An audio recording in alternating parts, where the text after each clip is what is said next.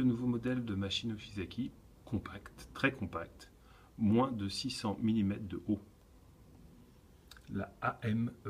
Nous allons voir le design et très compact. l'intérieur. Cette machine est l'une des plus petites du marché. Elle va permettre un stockage et une fabrication de quantité de glaçons suffisant de marche-arrêt, d'un système de filtration d'air. Son design de fermeture de porte très simple vous assure un fonctionnement parfait tous les jours.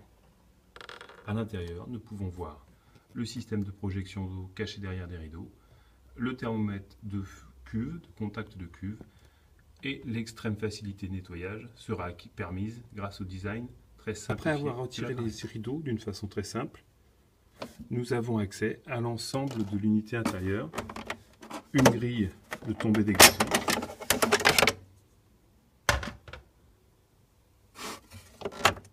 le tuyau de connexion pour le plateau à eau, et nous allons retirer le tiroir. Le tiroir étant retiré par simple glissement, nous avons par la suite plus qu'à retirer le fameux plateau d'injection d'eau qui sera nettoyé régulièrement. Tout glisse sans aucun réglage, sans aucune fixation compliquée. Voici l'ensemble de l'unité intérieure une fois les éléments démontables démontés, ce qui vous permet, et même l'utilisateur final, peut nettoyer très régulièrement. Pareil complètement ouvert, nous pouvons observer différents éléments. Le thermostat de contact de fin de cuve, lorsque le bac est plein de glace, le contact du thermostat basculera. Le tuyau de projection d'eau qui vient de la pompe. L'aspiration de l'eau se fera par ce petit orifice qui découlera directement dans la pompe. La pompe étant en partie inférieure de la machine, protégée de l'humidité. À l'intérieur, l'évaporateur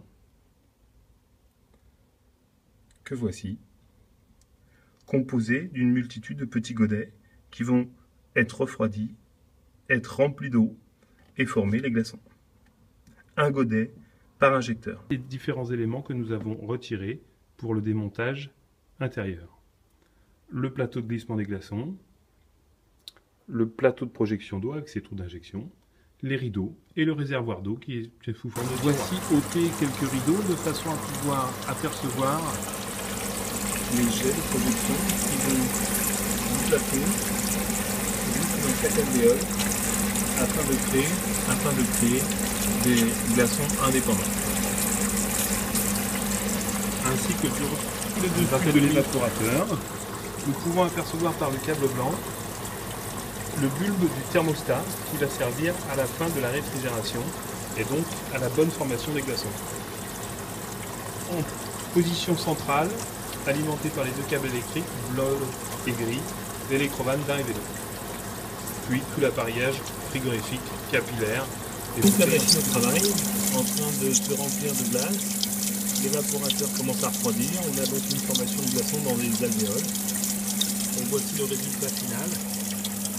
Les glaçons sont donc mis en stockage dans la réserve. Ils sont donc cylindriques avec une collerette.